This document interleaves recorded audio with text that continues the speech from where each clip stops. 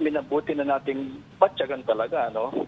Tsaka nagpadala tayo ng mga doon, marine scientists doon. And then indeed, yung nakita nila na may patay na nga yung mga corals doon eh. Tapos tinatampakan pa ng mga dry corals. Tapos meron pang mga activities yung mga Chinese marine scientists nila.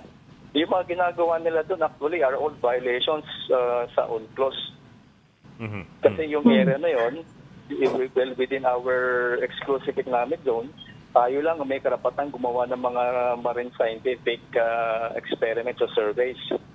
At saka yung presensya natin doon, tayo lang may karapatan na maging present doon. Wala silang karapatan doon. Lahat ng ginagawa nila doon na illegal, especially yung kanilang naval exercise. You can say that. No? Pinaposit siya ginagwardiyahan para yung kung ano man yung kanilang intensyon ay ma-prevent na natin. No? Ay, ano naman yun, while siguro sinasabi na challenging yung mag-resupply doon, we will not abandon that activity. We will always exhaust all our resources to resupply and maintain our presence there.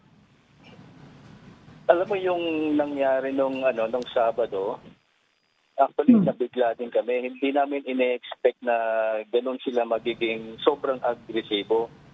O para i-debunk natin yung kiniklaim na na gagawa tayo ng mala PRB Sierra Madre doon.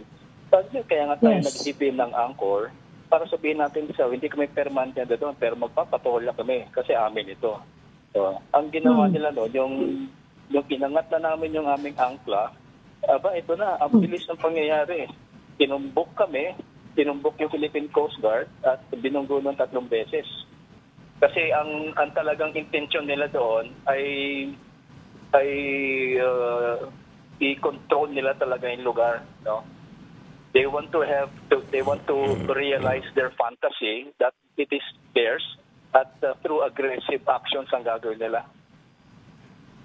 So ito yung mandato naman natin eh.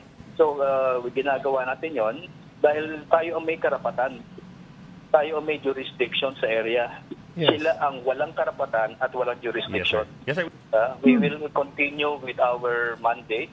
We will continue resupplying our personnel na naka-deploy doon sa West Philippine Sea, sa Patag, sa Lawak, sa Sierra Madre. So, kasi atin yon. We will be resolute.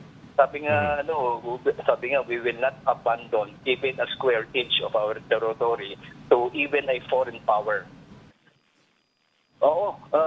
We will maintain our presence in the area in whatever way, patrol, tapos mag-loiter tayo, basta hindi natin iiwanan yung lugar na yon. We will be resolute. At again, yung talaga kasi yung gusto nila dyan is makontrol nila yung lugar. Kasi yan ang interpretation nila na kanila yon. Pero wala silang pinanghahawakan na legal document or whatever. Ang sinasabi nila, historical claim. Pero na-debunk na yun ng arbitral ruling ng 2010. So wala silang pinanghahawakan. Kaya fantasy sa kanila yun It's a they fantasize na yung kanilang era na yun. So and they want to realize their fantasy through aggressive actions. Yeah, basta ang very clear ang instruction ng ating presidente, hindi natin lilisanin ang Escoda.